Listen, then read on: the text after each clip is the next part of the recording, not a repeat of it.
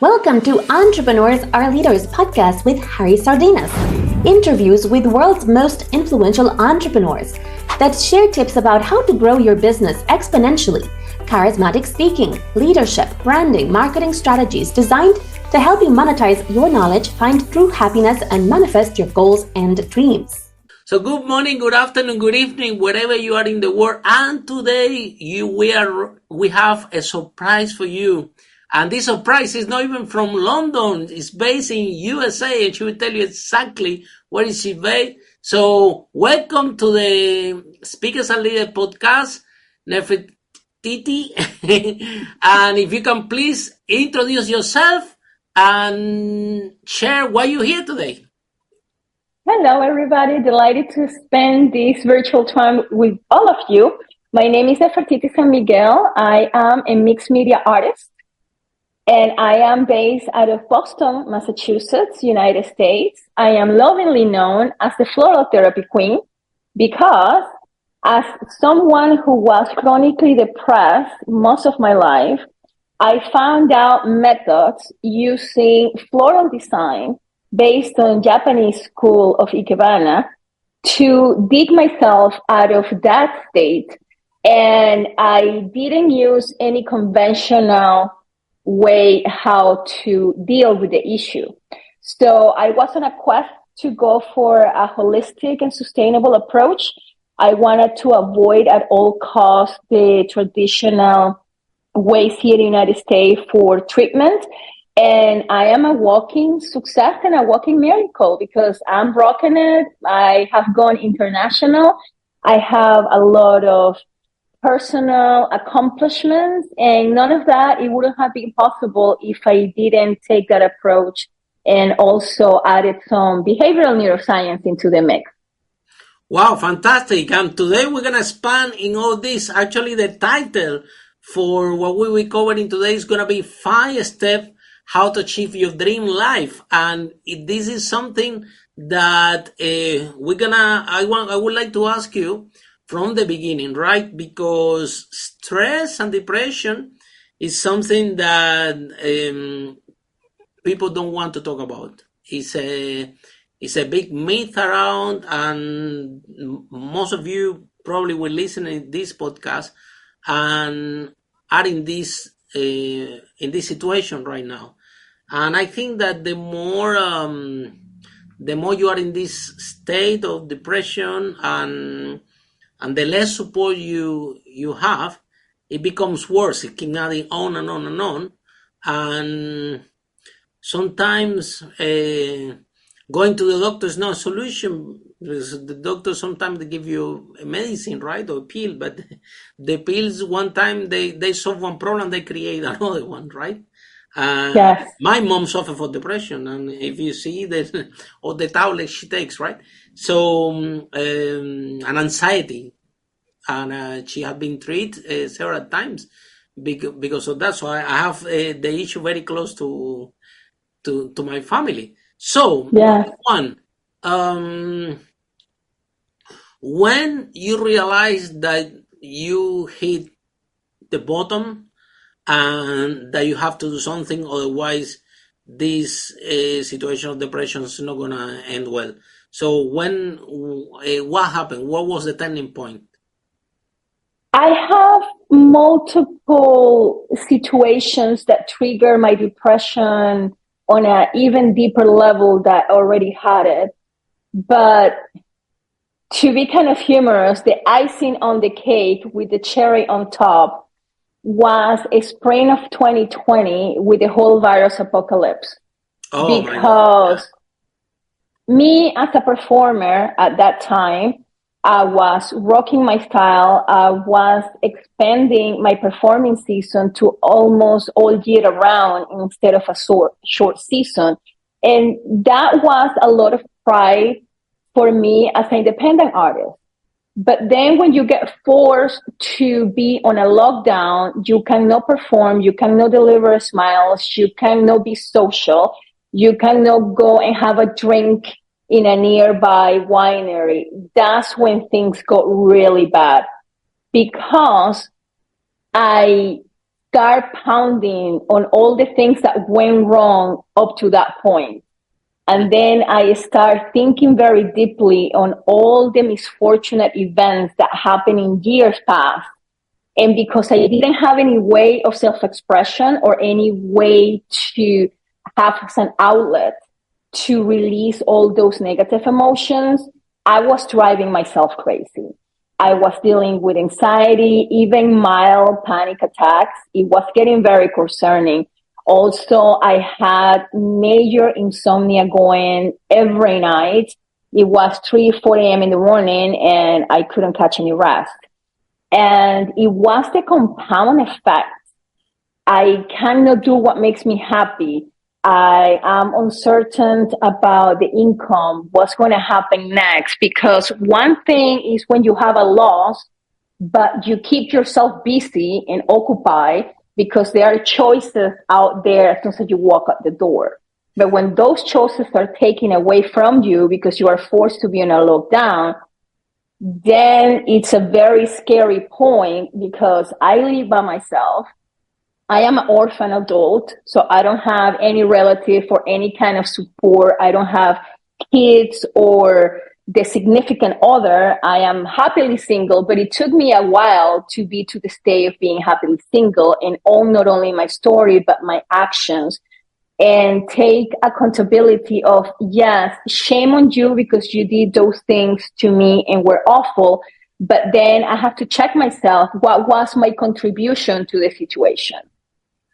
And there was a lot of uncomfortable digging, and that is very critical to take into the equation, because the moment that you keep choosing to be on victim mode and making an excuse and blaming everybody else, and you having the acknowledgement of, I shouldn't have done that dumb mistake, or I have to own the fact that I shouldn't have signed that loan for somebody else.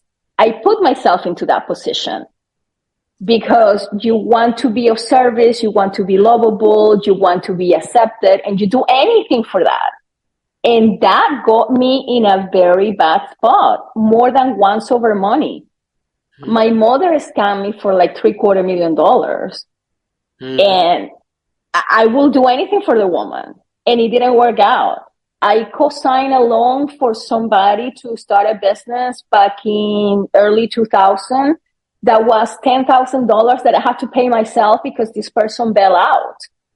And yes, shame on them for being scammers, but I contribute to that because I didn't watch out for my best and higher interest. I should have said, sorry, if this is going to be the end of the relationship over money, because I am not willing to give you my resources, let it be. Because it's going to end anyway, and you are the one suffering because you don't have the relationship and they took your money. Another money. It's worse, you suffer more. Yeah, so I should have lost the relationship and keep my resources. But I was so desperate for that love and that acceptance that I gave away the house, and shame on me. But also the thing is that socially and culturally, we are conditioned that you have to sacrifice, you have to be a giver, you have to do more, you have to be the grown-up, you have to be the better person, you have to prove yourself. And that's all pure nonsense. And that's one of the reasons why I contribute my well-being to behavioral neuroscience. And I campaign for people to take it upon themselves to learn what behavioral neuroscience can do for you, not only on the personal level, but everything else, all the aspects of your life, from business operation to relationships, to your inner peace, to your well-being, your health. I'm really rocking a dream life because I put together therapeutic art with behavioral neuroscience. And it might sound a little bit radical, but because I have dedicated 4 years to study human behavior, to study people patterns, what is not going to change, I know better. So I don't have tolerance And I learned the very hard way that what you tolerate, you get more of it. Nobody tells you that. On the contrary, society tells you, well, but you have to be patient and you have to be forgiving and you have to give it another try. And you get brainwashed with all this nonsense. But So also the effect that, for example, by you taking these decisions, right, and this was bringing you on the more depression and feel bad about yourself, right? On the positive note, you decided to work on yourself, and more important than that, right? You decided in a way to forgive, and you're not doing it for them. You have to do it for you, because people will do horrible things. They can do horrible things to you, horrible things to me, and sometimes these horrible things, especially if there are people that you care, that you love, that are important for you, it gives you a mark, right? And it's very difficult to overcome this setback, right? However, I think that the most important thing is that at the end of the day, these things happen, but it's our responsibility to start the process to heal ourselves, and if what it's gonna take is to forgive these people, and you're not doing it for them, you're doing it for you, because if you forgive them, that will go out of your mind, and you can focus and center in your life again, and then all your health, your joy, your happiness start to show up again. That's worth more than all the loss. We always said that, emotional pain, or can even end up in physical pain, can end up in cancer, can end up, and look how healthy you are. So, saying that, I would like to share with us what are the 5 steps that people that have in this situation, listen to this podcast and have depression, have bad moments, don't feel well with themselves, they feel that they go to work or they go to the company and they don't want to do anything. They have emotional negative baggage for things that people that love or have done to them, right? What would be the 5 steps that everybody listening to this podcast should be doing in order to overcome this situation and start to work on themselves? What would be the step number 1? Well, it's going to be 5 steps and a bonus. And okay. I'm going to start with the bonus.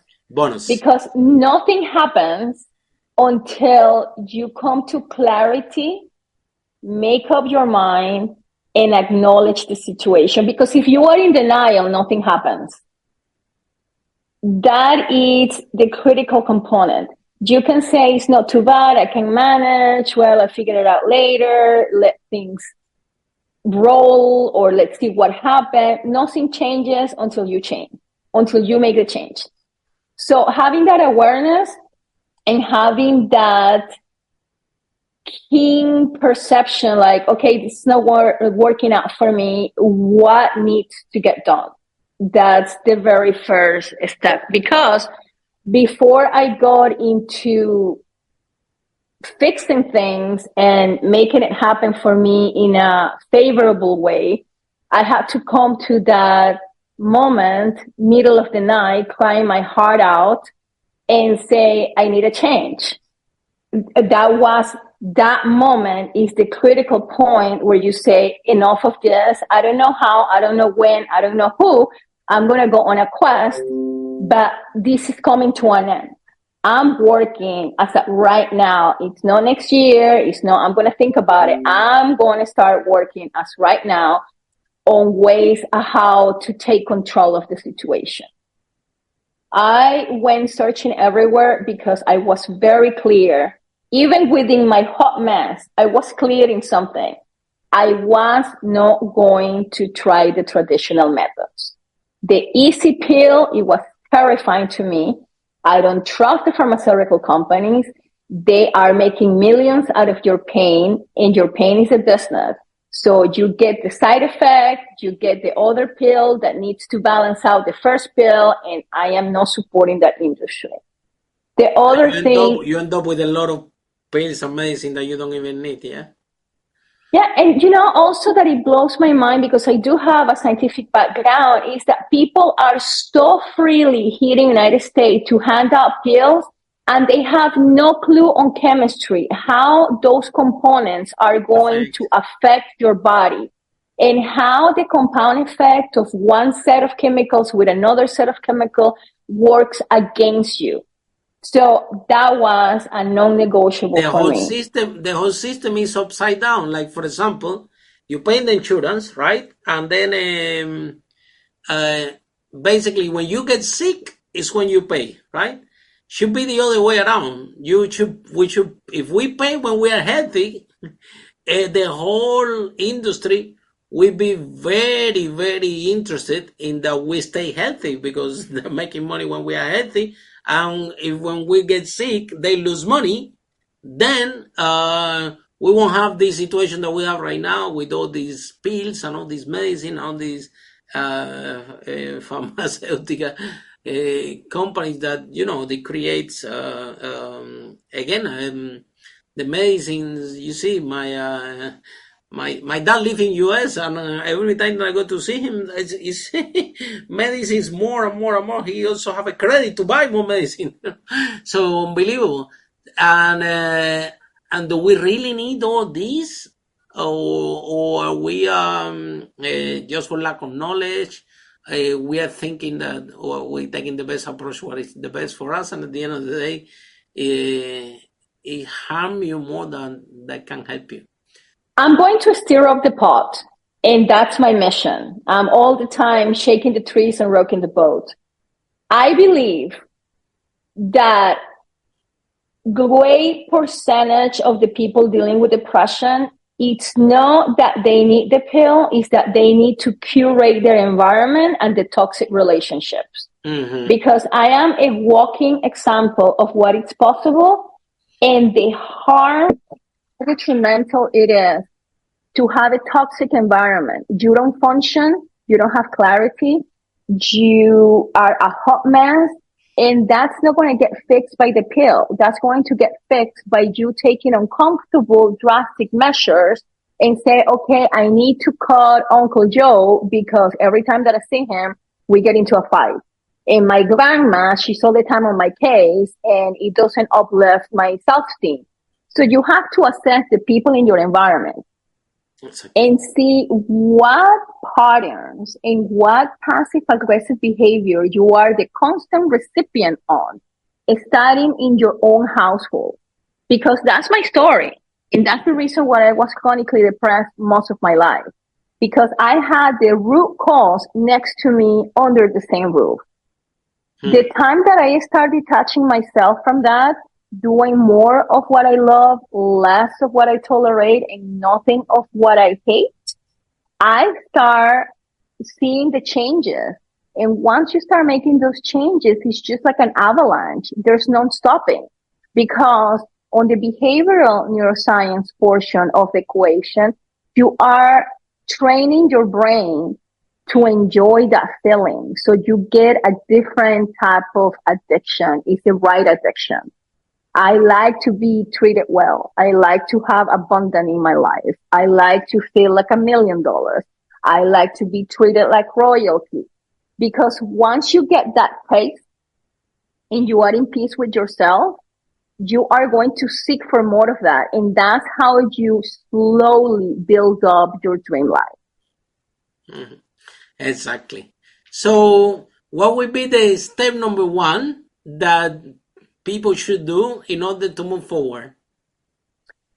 Number one, and I chant and I preach, I campaign for this, I advocate for this. People, take it upon yourself, know the school system to learn how your brain works, how your mind works, how you get uptight with a trigger, how can you handle your own version of PTSD. Because let me tell you, I had a very traumatic experience when I was 14 years old. My father, in the middle of a Christmas season, he took off with a family who had on the side, and he cleaned out the bank accounts. That Christmas, my mother and I, we didn't have not even a full dollar to our names. I had to go and assault the pantry food of a friend's house when nobody was looking. It was bad. From that moment on, every year when Christmas came around, I hated my life.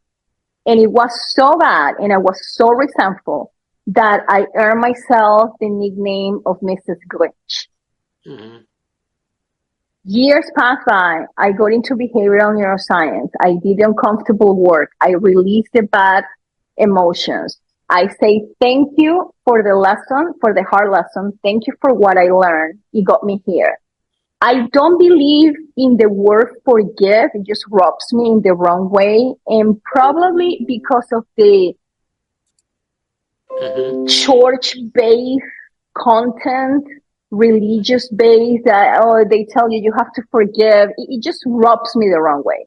Mm-hmm. That's a word that I don't use. However, releasing the negativity and saying thank you, that has been my holy grail. Mm-hmm. Because I reframe using neuroscience techniques, what it's serving me from what I learned during that pain. And I make sure that the pain doesn't go to waste.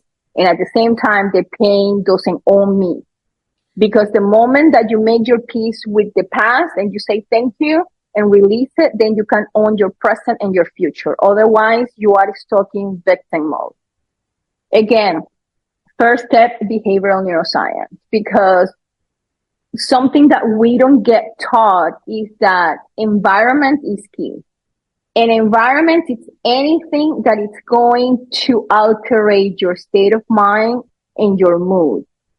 If you go to the bank and look at your statement and it's not the numbers that you expected, or you are in scarcity mode, that financial environment is going to affect your well-being. If you go to organized religion and they are preaching you and you're going to go to hell and you have to obey and you have to comply and you have to do all these almost unreasonable expectations, that environment, the spiritual environment, is not healthy for you. If you are in a relationship that they are all the time putting their passive aggressive behavior on you, you are bossed around, you are getting belittled in your talents, you are being mocked, that's a toxic environment. So there are 9 environments based in neuroscience studies. I concentrate my expertise is in physical environment. I don't do the financial, I don't do the health, that's not my jam. But when it comes to the physical space and zen environment, that's part of the equation for you to achieve your dream life. So that very first key is not only for yourself to learn behavioral neuroscience and learn how your brain, your chemistry in the brain and your mind works for your benefit, also teach it to your kids. That should be taught in a school. That should be taught from home. That should be common knowledge. But that will shake the pockets of a lot of people. Reason why it's not common knowledge, and you have to take it upon yourself to dig into that rabbit hole and see the results. So that's the number 1 on the equation. Behavioral neuroscience, and not only learn it, because you can learn all day long, but if you don't apply it, then you are missing out. It doesn't become practical. So take that knowledge and apply it as a lifestyle. That's what I campaign for. I dress, it's behavioral neuroscience based. I'm being mindful. For example, I work with art and floral design. Well, I wear floral print. So on the subconscious level, I am already prepping myself and I'm my own cheerleader, from the way that I dress to what I have in my environment, what I have visible to me in my car, in my working space. All those things are very intentionally curated based on behavioral neuroscience. Wow, that's fantastic. Yeah. And so I think it's very important, exactly, when people are facing these issues, exactly what you said, like make sure that people go away of the toxic relationship or toxic environment, because our most important place is where we live, where we stay, our own space. And for any reason, our own space it has some invasion from relationship, from the environment itself, and this every day there. Clearly, we have a compound effect in the psychology and the mental health of the person that can end up like we discussed before in physical pain, right, in an illness. And so then saying that one, we put it in place, right? So what would be the second step for everyone to achieve the dream life? Dream life, you need a way of self-expression. And I use art as therapy. And also I need art in my surroundings. So I can have that abundant feeling. Because my analogy is, when you go to a museum, you see these magnificent pieces in a very minimalistic space. There's no clutter, there's no dirt, everything has nice space. Take your life seriously and make a masterpiece out of it. Imagine that it's like a museum. You want your masterpiece, your life, to be showcased in a beautiful space. So why are you being the contributor to the hot mess? We need art, not only as a way of self-expression, but as a way to keep your mind in awareness of what's beauty, what's out of place. Because once you train your eye for artistic endeavors, that trickles down to everything that you do in your life, from wardrobe to planning your space for work, your home decor, your gift given season during the holidays. All that is intertwined one thing with the other. And my specialty is using flowers as main medium for art and self-expression.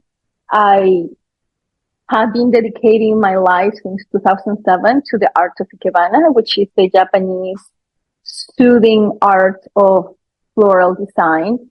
And it fosters a minimalistic feel, and it also fosters zen environment. So by you intertwining the neuroscience aspect of the conversation with the art, then you start training your brain to have a different perspective.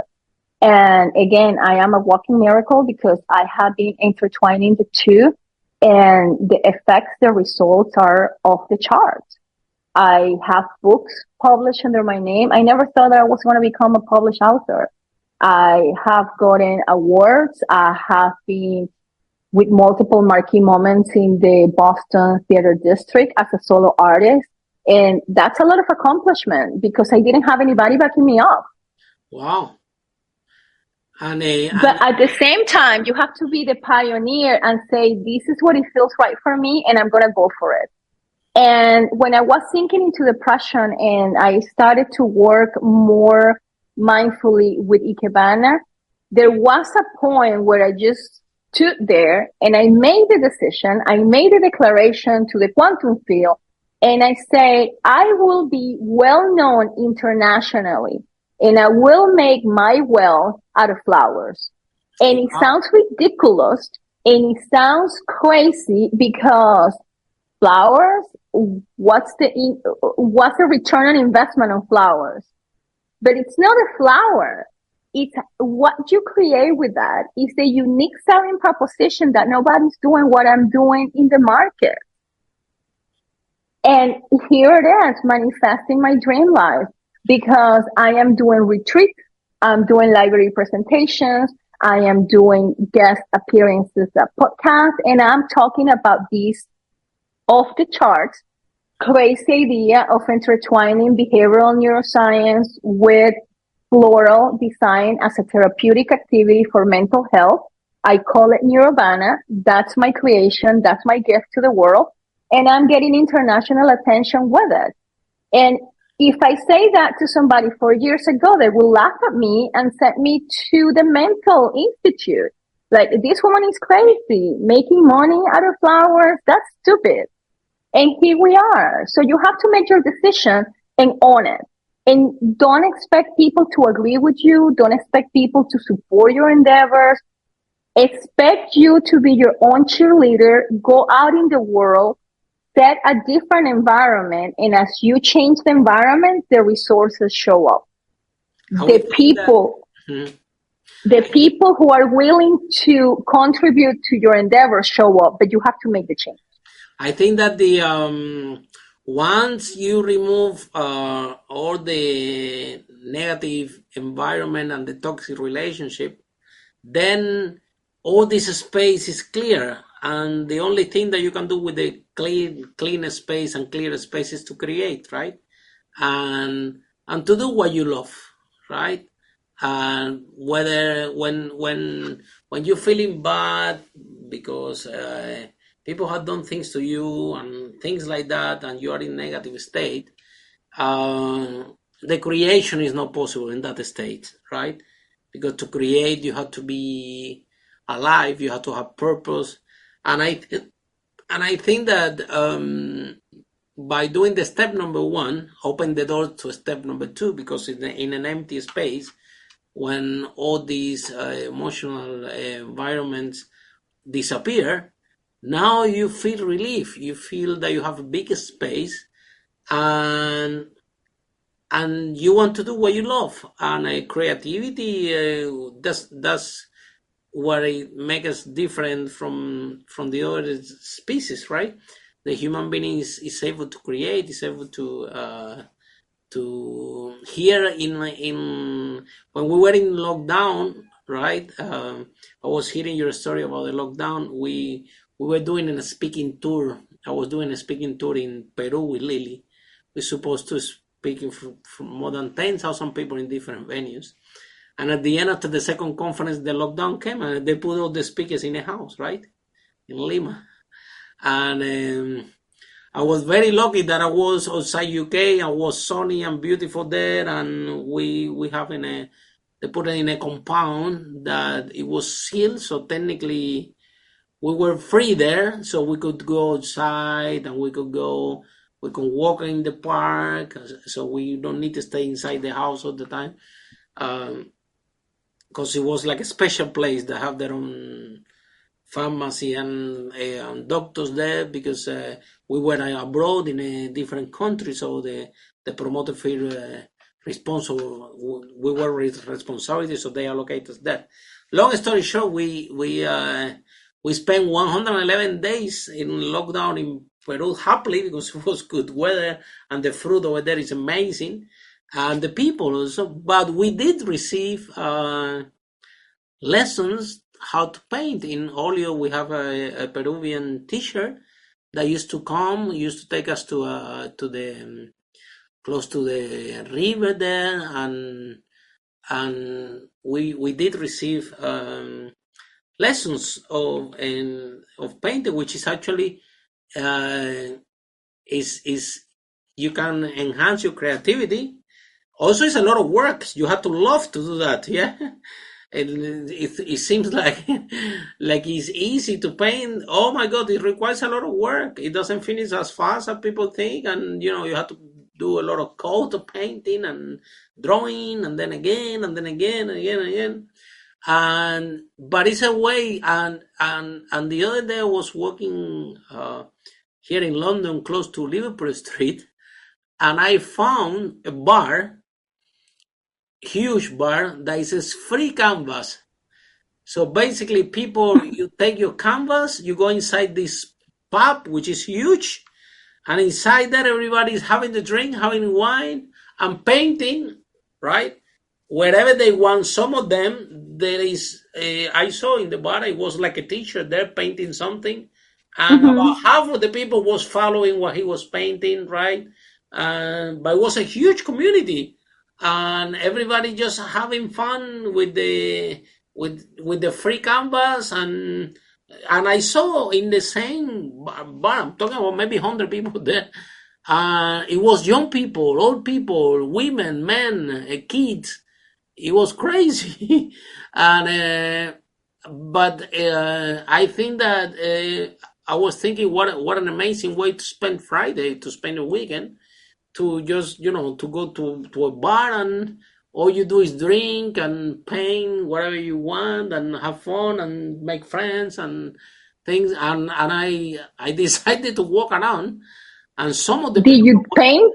no. Next time. I didn't, but I walk around, and I was shocked. Some of the people that were really, really good with what they were doing, right? So yeah, 100%. I think that, and also art comes very close to me because my cousin is an artist, right? It's contemporary artist, so since I'm a kid, I'm in art galleries, right? For the wrong reason, we just need to support the family, right? But I can say that I grew up in art galleries, right? So going all the time. When it was not my cousin, it was a friend of my cousins, and I see that the more this is something that the human being needs as form of living. Without the art, actually is one of the most expensive uh, uh, things to have, because people need to have in high level of positive state of mind to actually um, consume this type of product. And usually is the very wealthy, because obviously they have less problem because they don't have money problem and everything, that usually consume as much art. But if we can make art available to everyone to understand, and people have in the positive state of mind, I think they can be big positive contribution to the society and to the mental health of everyone around. Because honestly, when you are in front of a good piece of art, flowers or you name it, you don't feel depressed. You don't feel you feel like you are in front of, like you said, a masterpiece, and that gives you joy, right? So then, moving to the third step. So what is the third step to achieve a dream life? I am calling those steps kind of on the sequence that have happened to me.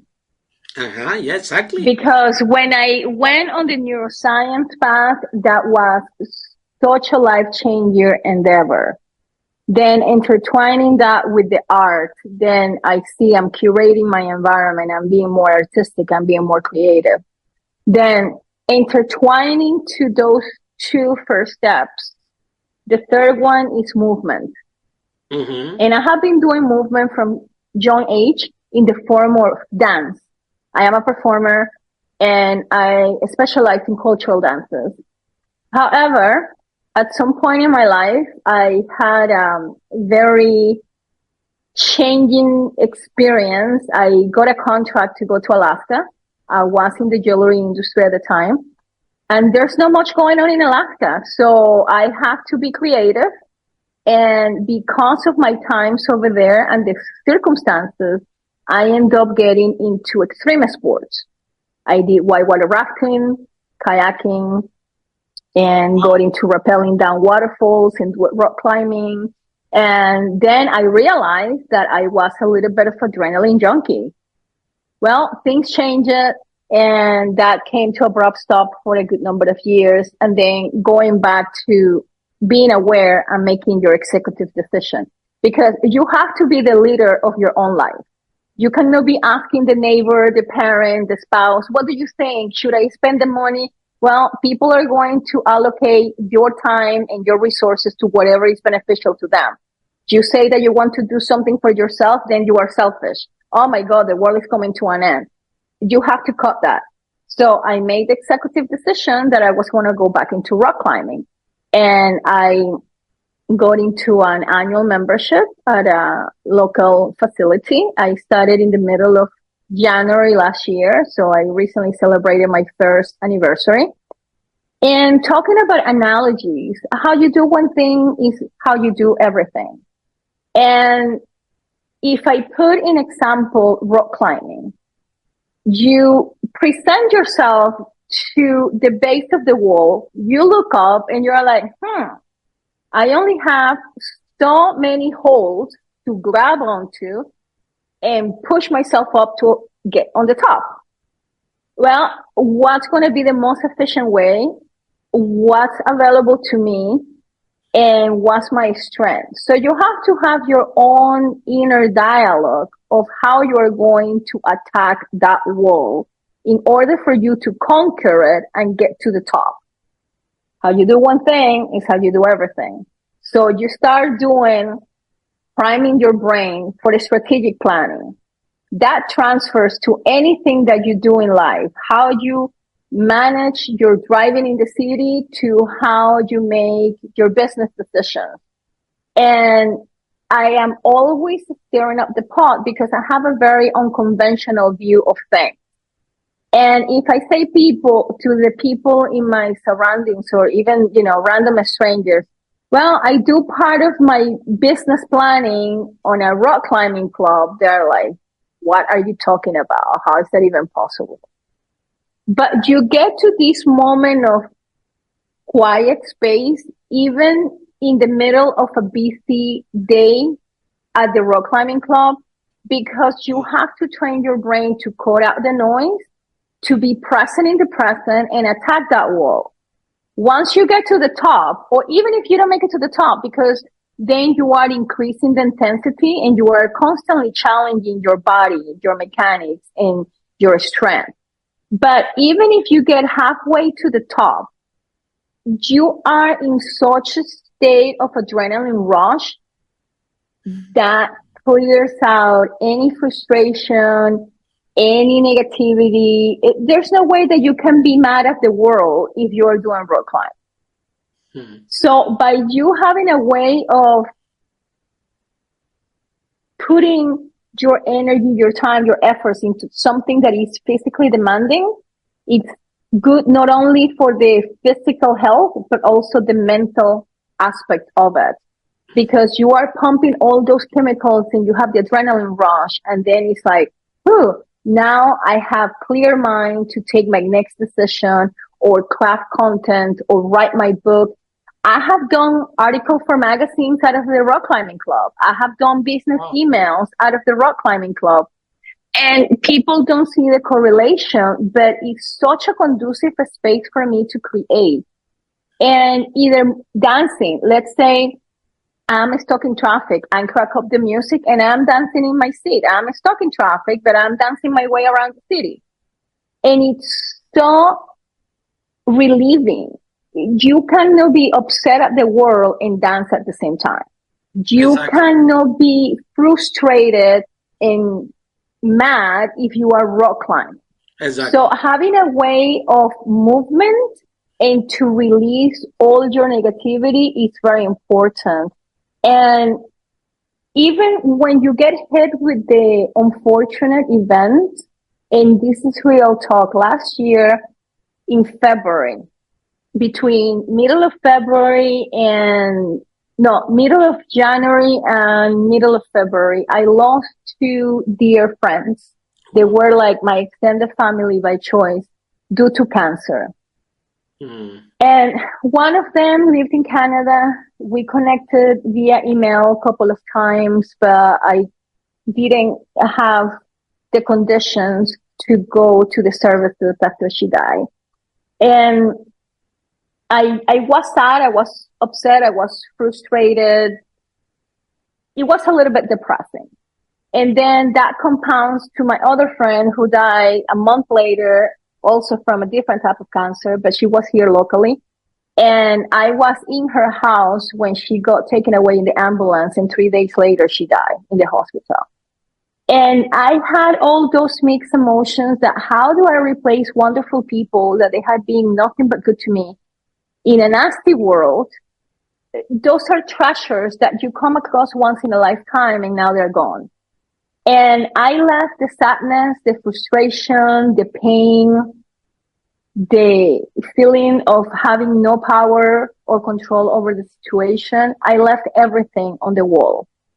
And I didn't get depressed because I had an outlet. And there were multiple times where I was taking a yoga class and I was crying on the floor. And the people in the class, they knew and they were comforting and they were very graceful about the situation and check on me, how I'm feeling, get me water, stay with me a few extra minutes. So having that support from people that they are not in the hot mess, people from the outside, is very therapeutic as well. So that's something that I like to put into the conversation out to the public, because that gives you tools to deal with your own life challenges. Maybe you are a caregiver for somebody or a loved one dies. Well, make sure that you move. Go to a dance class. Go to a rock climbing club. Go on a whitewater rafter trip.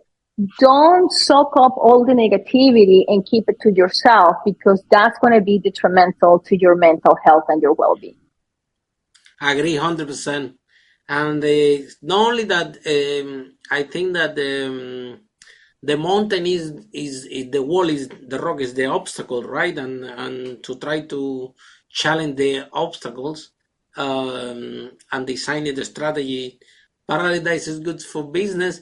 It's also that what you were saying is about your state. If you are, you cannot be depressed if you're dancing. You cannot be depressed if you're doing rock climbing. You cannot be depressed if you are running or doing exercise. Yeah, we said the good emotions come from motion, right? So putting yourself out there. I also dance. I dance a lot, and it's something. I know. I have seen the videos. Yeah. And you had a beautiful party for your birthday a couple of days ago. Lillian and I, we dance a lot. We have a music band that is we play music and we generate. And one of the reasons why we do these parties, and everybody has a lot of fun, right? And it's interesting because everybody in a party is in positive energy. Everybody's laughing, everybody having fun. So it's impossible to be depressed and to be in a party, right? It doesn't. So we not only make sure that we are in a positive state of mind and we go and dance and have fun. We are also creating a framework for people around us, friends, family, to have fun, and it's very very rewarding. Create this space for people. Actually, today I have a call that somebody want me to do it in another place, right? Because the every time that we do a party, a lot of people come, right? So now my friend called me and said that she has another location that the friend has the bar there, but would be nice if we can do something there to bring people, so it's good for the business and for us. Brilliant, all we need is space for our party, So well, your parties are becoming legendary in London. I heard that. Yeah. Apparently, it's good for the venues also. People drink lots, so better for us. People keep giving us more space to the parties. The more the merrier. Yeah, we might stay the whole time doing just that. But anyway. Is because we are in this industry, the personal development, and we understand the impact and the positive impact that these have on people. If you do what you like, if you do what you love, if you're happy, you're dancing, you're smiling, and you make sure that you create those spaces for you, you cannot be depressed. And that's why the point number one that you share with us is really, really important, because if people don't get out of the toxic relationship or the toxic environment, all this space that is available for them in terms of creativity, in terms of move the body, do exercise, do sport, which actually will keep them healthy, this space will never open, because all this space is crowded with that environment, and when you are in this negative environment, you don't see anything else, only that, right? And that affects your head, your mental health, your physical health, and so on. So what would be the step number 4 then?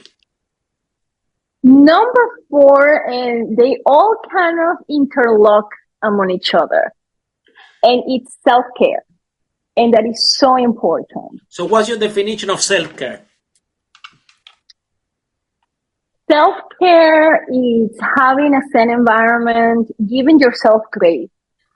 That's very important and very critical, because we are on times in human history that you are expected to do more, to multitask, to be more of this, less of that. There are so much judging going around, and all the comparison thanks to social media and the flashing news, all that, it's nothing but garbage. So for me, self-care, it's starting with giving myself a lot of grace. And I look the past, the present, and the future. I say thank you for the past. I own my present. I plan the future, and I do it by intentional action.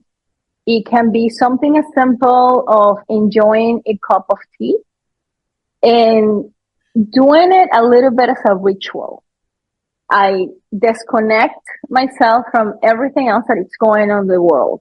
So I'm preparing my cup, the water is boiling, I'm thinking about this quiet moment that I'm going to have to myself, for myself, with myself, and contemplate life and do kind of a quick inventory of all the wonderful things that I have going for myself. Because even if you're having challenging times, not everything is bad. Being on this planet is a constant duality, and it's your choice. You reframe your mind to look at the negative, or you reframe your mind to look at the positive. And the more you train your brain to be in that state of awareness, the more it comes second nature, and it runs on autopilot.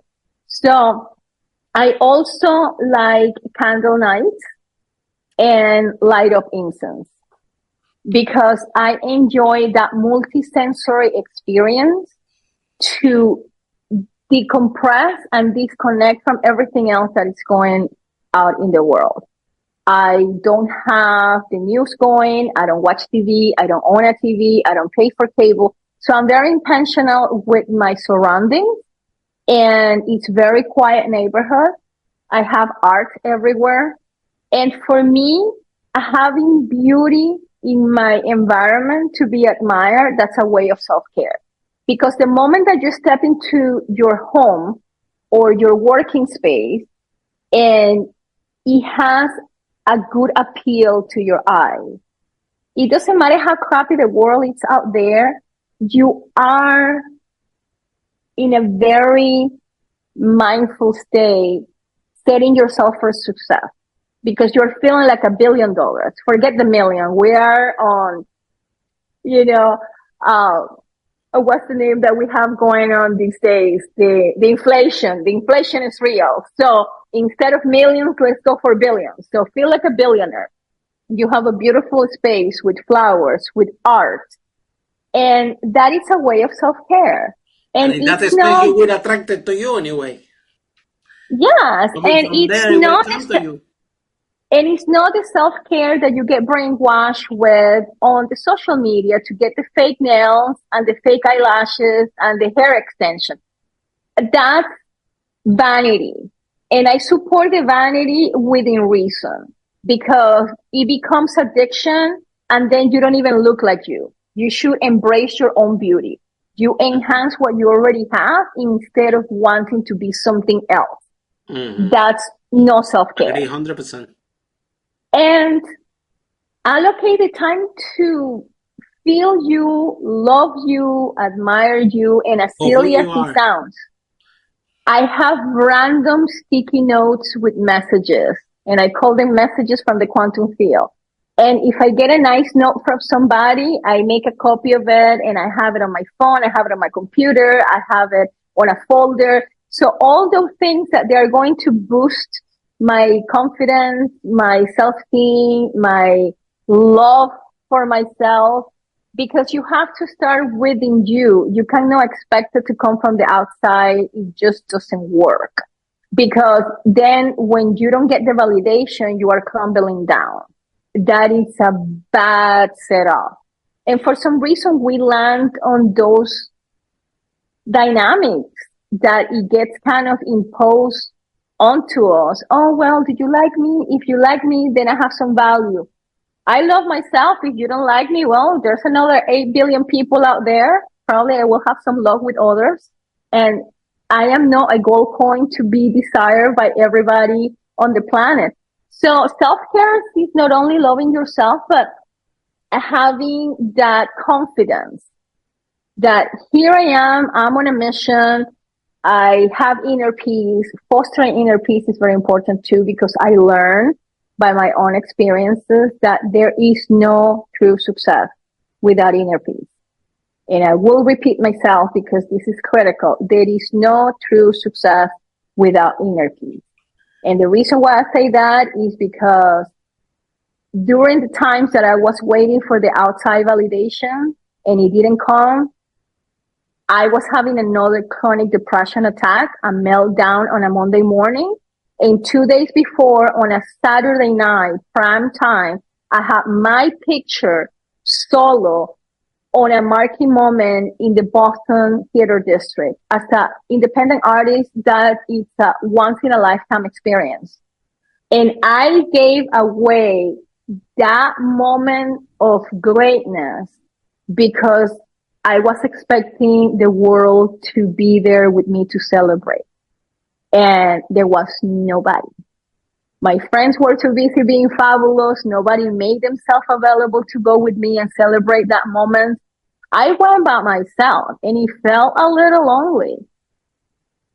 And 2 days later, on a Monday morning, I was crying my heart out. Now I look back and I know the difference. And now when I have other levels of accomplishment, my approach to celebrate is different. I give myself flowers. I might get a nice dress to celebrate the occasion. I make arrangements to do something that makes me happy. It could be go to the opera by myself. It could be a fine dining experience. And then after I celebrate myself on a solo fashion, my way, if anybody out there feels compelled to give me company, to set up a time, one-on-one or intimate space to celebrate, then I have an extra party.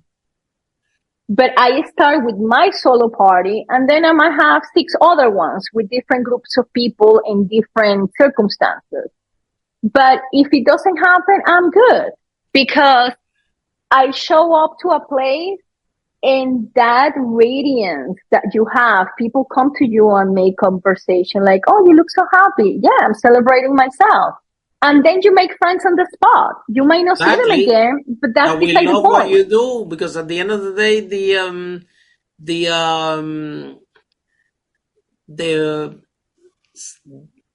these things, that the most important thing that what we talk today is that make things to make you happy. And sometimes we're looking for public recognition, right? To have like a second opinion if what we're doing is right. And I don't think that this is the case, because what is important and what is relevant is that if you're doing what you love and you're happy, you're going to be healthy. You're going to have an energy surrounded around you, that you're going to attract the right type of people that will be in your same flow, and they will be able to support you. So I think that by you creating a new space or a new you and reinventing yourself, you're now in a new discovery, and well, your new friends are going to be happy people like you are. Your new friends are not going to be depressed. Your new friends are not going to have toxic relationship. Your new friends will appreciate, because they will be in your same flow. And and eventually you will have your own community, the people that love flowers. And you know who love flowers a lot? My mom. She joins it. You go to her Facebook and she's part of all the Facebook group that have flowers, and everybody talking about flowers. And I'm checking the Facebook. I said, Mom, what are you doing inside all those groups? I didn't even show you how to go inside there. And so she loves flowers, and she have maybe 20 Facebook group all about flowers. Some people talking about how they plant, the other people showing this is the flowers in my house, X, Y, and Z. So eventually, you the only person responsible to get out of the depression of the toxic environment is yourself. And if it's gonna take that, you need new friends, you need new environment, you need to start to do what you like. And obviously, you were not doing that before, so now you start to look like you like, and maybe you're going alone because you don't know anybody, but you are in the right path. And eventually, people, you will find people that align with that vision, and it doesn't need to be so many people also, right? Yesterday we It's not the quantity, it's the quality. Exactly. Yesterday we went to National Achievement Congress. The founder of Success Resources, Richard and Veronica, they're our friends, right? Personal friends. They're the largest event company in the world. They used to have 10 million people. They do events, 2,000 people, huge. And I was speaking with Veronica, and I was telling to her, I said, Veronica, no way, I don't think that I can handle anymore so many people in one event. We are doing the events now 200, 300 people maximum, because why do you need more people? It's already enough. And obviously, when you have more people, the whole event grows in complexity, right? Yeah. This event that I was with them, it was maybe 900 people there. I'm looking at the event and the venue and the people, and I'm thinking, oh my God, did I really want to get into this again? Because it's nice. It's having a lot of people. Of course, you create a bigger impact, and you have a lot of people, but it requires a lot of energy, and it's in a little bit, the intimacy of the space, it gets lost when you go with a bigger crowd. Exactly, and it brings a different value. But I love that personal connection. And if you have thousands, it's not the same. Coming back for what we talk about, we are better off, having 300 people that they are nice, close to us, in the same environment, positive and things like that, that to do one of these big gigs when you bring everyone, and inside this spot, right, you can find different things, and the room feels heavy, whether this gala that you participated, is for us, it was flowly. It was, like happiness, everybody dancing, everybody was free, whoever want to do. If people want to take the photo down, they can do it. Whoever wants to dance. Whoever want to open the bridge, see the bridge. So it was in our own way, right? A freedom, and everybody could do what they want. And I think that we have to. Again, obviously, you say, oh, Harry and Lily, they put 1,000, 2,000 people in the room, everybody talking about Harry and Lily. But in the end of the day, we feel more comfortable, more happy in this type of events, 200, 300 people, which is for us easy to handle. It's not complex, because it's easy to handle, easy to manage.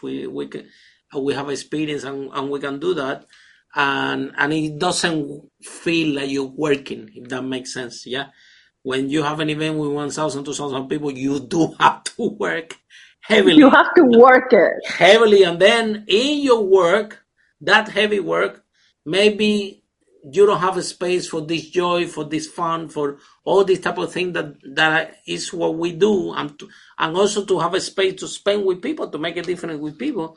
So at the end of the day, it's very important to do what makes you happy, right? And sometimes we change what makes us happy, rather than oh no, let's do this because okay, I'm not gonna be happy, but wow, you get a huge public recognition, right? And this is, I think, that when we start to lose ourselves, and then you're not doing what you love, then comes the depression, the feeling good, then the health problem, X, Y, and Z. So I think that that this is very important. Always remind yourself to do what makes you happy, to do what you love. It doesn't matter if people support you or not. Eventually they will. And you don't need too many people. You just need the people that are happy. You need the right people. Exactly. Why we want so many people? You know what I mean? So, and sometimes, it goes in our brains at the level of significance.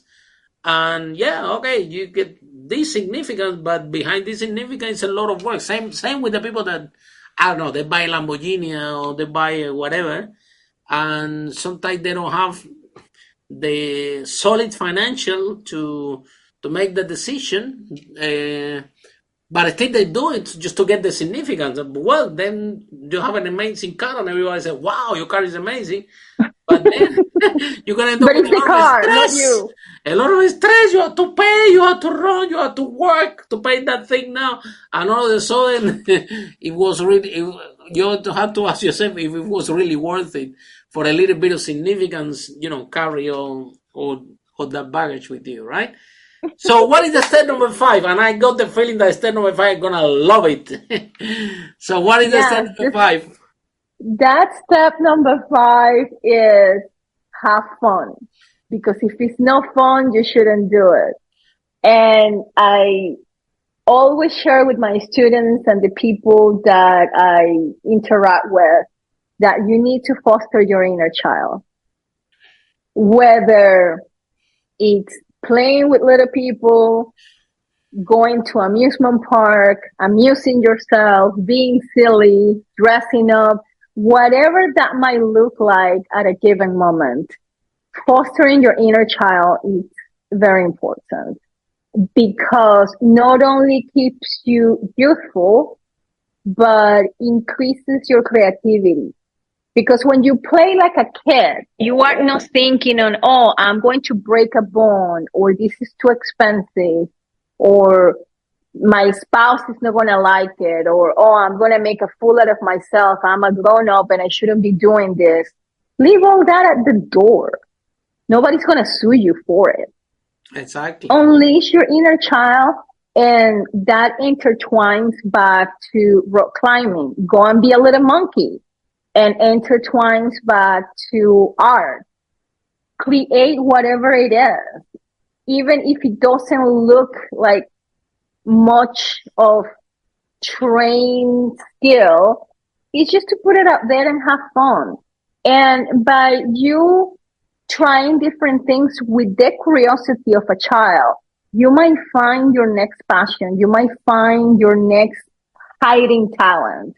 You might even find a business idea that ends up ninja killing it in the market. How many times you come across these like funky things and you are like, how did you think that? And is this person making a killer with a business proposition out of something silly? That's what happened when you allow yourself to play like a child and take fun seriously. Be silly. Make the time to party, make the time to do, even if it's just a ridiculous.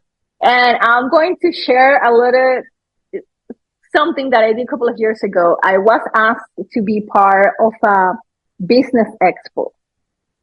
And I show up to do my speak wearing a dinosaur print dress. and I rocked it, and everybody loved it. Wow. And I made so many people smile and come to me and compliment on the dress, like how bold you show up with a dinosaur print dress. And I had the gothic makeup and I had the extensions on the side. Oh, I was rocking it like nobody's business. And I got more attention than the people that they were, all stuck up with the professional attire. So be bold and be you. Don't ask for permission. Just go and do it. Like Steve Jobs said, that you don't have to be better than anybody else. You just have to be different. Have to be yourself, right? And on that note, we're gonna conclude this podcast. One last thing: if people out there listening to this podcast, they're feeling down, they're feeling lost, they're feeling that they know they don't have a space in their life for having fun, for have a different life and recreate themselves. What can they do to contact you and to work with you so you can help them in the process? I think that the only people that actually can help you and get you out of this is somebody that actually have been there and have been from the process from A to Z. So now I know that part of your mission in life is part of what makes you happy, actually, is to help other people to that are in this similar situation to get out of there. So how they can contact you and how they can find you so you can help them out more. I have a Facebook account, and it's my name, Nefertiti San Miguel, NEFERTITISANMIGUEL. And you can send me a private message and we can connect. I am happy to extend a 30-minute consultation via Zoom and give you some love and personalized attention for half an hour and see if we are a good match to do floral parties together and unleash the creativity, foster the inner child. It's a lot of fun. And the results are miracle after miracle, because it doesn't matter where you are in your time in human history. You have to think that we are all on a different time zone, and you have to respect that. Don't compare yourself to others and work with what you have. And one of the reasons why I love my craft is because it teaches you to be resourceful and to see abundance where a lot of time people are not aware that there's such a thing present right in front of you. And it brings such a level of abundance, and you don't need a whole lot of budget to do a beautiful piece of artwork reflecting your personality through flowers. And you become not only the talk of the town, but you strengthen your relationships. If you have a business, you can treat your VIP with flowers. If you have a special occasion, you can shine like a rock star, putting your creativity through flowers. You can host, you can entertain. There are so many benefits to floral design. And then when you intertwine it with behavioral neuroscience, it has an even greater impact, because with a level of intentionality, you can use, for example, the favorite flowers of your spouse. You know that it's going to get you extra points. Or you can do something color-based and wow factor one of your VIP clients. Or you can send an anniversary gift and you were the designer of the flower arrangement. So the art of floral design intertwined with behavioral neuroscience, it has so many benefits and ramifications that I even got asked a few months ago from a veteran organization to write a solo book about it. And I say, yes, it's on the works. I am creating the content for it, because we are in this together. We need resources. We need tools to deal with PTSD, with mental health, with depression, anxiety. And it's a great way how to do it by using Neurobana. So I welcome new connections, new friends, and I look forward to connect with new people. Wow. So that's fantastic. Thank you so much for all this valuable information that today you kindly share with our audience, and for you that are listening this podcast and seeing it also in our social media. Please comment, ask questions. We will be around, and we're looking forward to see you next time. Bye for now. Much love. Great to be here with you. Thanks for the invite. You're welcome. Follow us for more on charismatic speaking, leadership, exponential business growth, branding, marketing, strategies designed to help you monetize your knowledge, find true happiness, and manifest your goals and dreams.